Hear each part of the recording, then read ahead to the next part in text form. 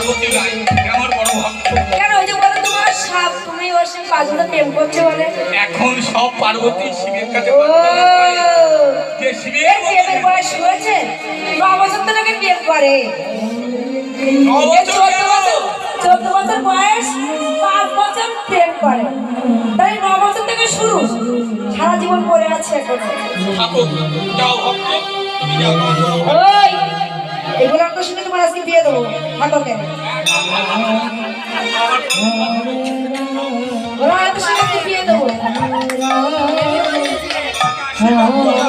লেখাপড়ায় শিক্ষা দীক্ষায় তুমি আয় উন্নতি করবে, বড় হয়ে চাকরি পাবে, বাবা মার মুখ উজ্জ্বল করে তুমি সংসার আর ভোলানাথের মুখটা একটু উজ্জ্বল করো।